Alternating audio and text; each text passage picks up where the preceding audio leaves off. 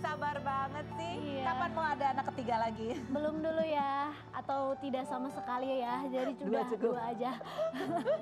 Aduh, tapi yang kecil hobinya apa? Emang hobinya godain kakaknya ya? Hobi, iya dia tuh emang di fase yang kayak lagi suka ngeliat reaksi orang ya. Iseng ya, pasti kan namanya toddler, balita tuh kita jangan bilang ya bu ibu toddler itu nakal atau apa. Dia tuh penasaran, lebih pengen lihat reaksi kalau aku gini, reaksinya gimana gitu. Jadi seneng aja kalau misalkan dia abangnya lagi anteng, tiba-tiba dipukul plak gitu kan. Terus aku bilang kayak no ya Shanin nggak boleh pukul. Nanti dia pukul abangnya plak no gitu. Jadi kayak dia ngasih tahu mukul tuh no. Bakal jadi pelawak deh Itu dia makanya. Jangan berikutnya Tasya Pinta atau fakta ya itu kan. Kamu juga salah satu hobi olahraganya adalah tenis, tapi ya jagonya lebih kepada beli outfitnya. Fitnah atau fakta ya? Fakta itu. Tapi kan ini cuma konten doang tuh yang kamu, tapi aslinya bisa dong. Udah bisa lah sekarang. Tapi aku kan baru belajar juga. Sepatunya mahal loh itu. Lumayan. Yang penting kan gaya dulu ya. Skill belakangan ya. Untuk menghibur ibu-ibu yang pusing ngurusin anak dua ya. Tasya Pinta atau fakta? Kamu sekarang juga nggak mau merayakan ulang tahun itu gede-gedean. Sayang duitnya, lebih baik itu disimpan untuk beli kipas angin. Ya fakta ya kalau udah di atas 30 kayaknya ngapain gede-gedean gitu Buat kan. kamu, kalau buat anak-anak Kalau buat anak-anak masih nggak apa-apa lah. Tapi kan ya gede-gedean itu relatif juga kan. Kalau bagi aku gede, siapa tahu bagi orang lain itu biasa aja gitu kan. Iya. Pokoknya yang penting kalau ada endorse ya masih lumayan diterima juga. Setelah ngobrol dengan Tasya Kamila, kita juga akan ngobrol bersama Thalita Curtis, aktris FTV yang belakangan viral karena mengalami keterpurukan ekonomi hingga tinggal di kontrakan kecil. Bersama dengan Thalita Curtis, halo.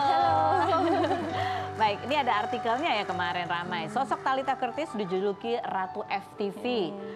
Kini jualan risol di pinggir jalan. Hasil kerjanya ludes. Nah, sebelum kita ngobrol, kita lihat dulu ini deretan acting Thalita di beberapa judul. Kita lihat yang berikut.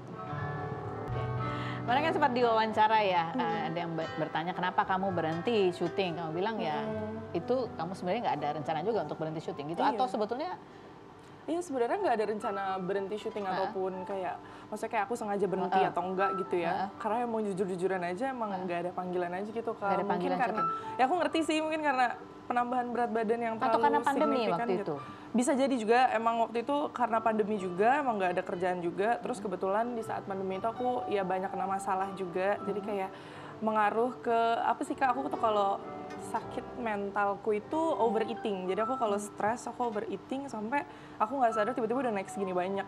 Oke. Ya. Kamu sempat bikin konten juga ya tentang ya mungkin orang nggak nyangka sih dulu aku seperti ini gitu ya. Ingat netizen dulu saya seperti ini apa bentukannya gitu ya. Jadi memang di masa-masa itu, di masa-masa pandemi itu kamu juga ada masalah yang kamu hadapi. Iya, aku sehingga ada stres membuat kamu jadi overeating. Betul. Dan itu berhentinya tawaran pun itu menambah stres kamu. Awalnya iya.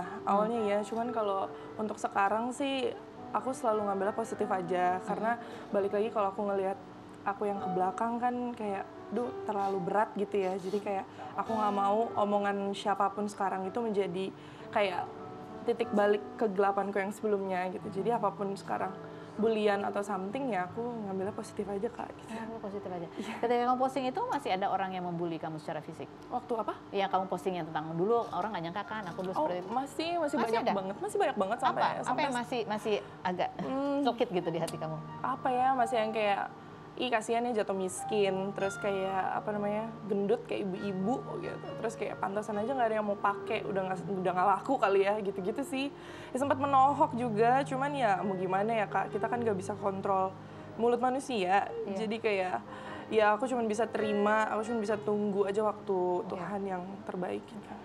Nah, orang juga bertanya kemana, apa yang terjadi gitu. Kamu bilang kamu mengalami masalah. Apakah itu bisa disebut sebagai titik terendahmu juga? Iya, betul banget. Itu jadi titik terendahku juga karena yang menyebabkan itu kan mamaku sendiri. Jadi sempet sedih juga sih kayak aku kan berjuang bareng dia gitu segala macem. Tapi saat aku kena masalah yang terlalu berat gitu, dia nggak ada pedulinya sama sekali gitu sampai sekarang. Bahkan sampai sekarang aja dia bukan peduli, dia bukan apa, tapi kayak dia lebih ke marah gitu. Dia lebih kayak, kenapa sekarang viral di mana-mana? Kayak semua orang jelekin ibumu, semua orang kayak orang tuamu mana segala macam ya.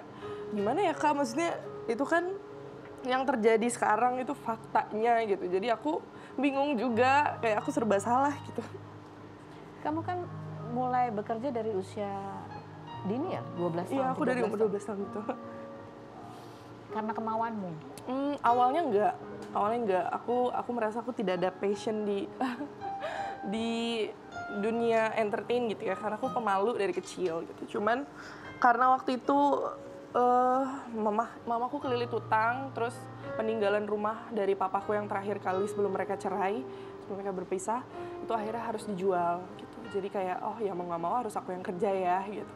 Ya apalagi kerjanya kalau masih kecil kayak gitu kan nggak bisa. Akhirnya kayak ya udahlah kita ke dunia entertain aja coba, dan ya setelah 1 tahun berjuang alhamdulillah ada hasilnya gitu. Ada. Kisah Thalita sangat menyentuh karena dirinya sudah bekerja sejak kecil hingga mengalami depresi. Benarkah Thalita harus berjuang seorang diri karena tak ada keluarga yang menolongnya? Seperti apa kisah selengkapnya? Tetap saksikan Rumpi No Secret.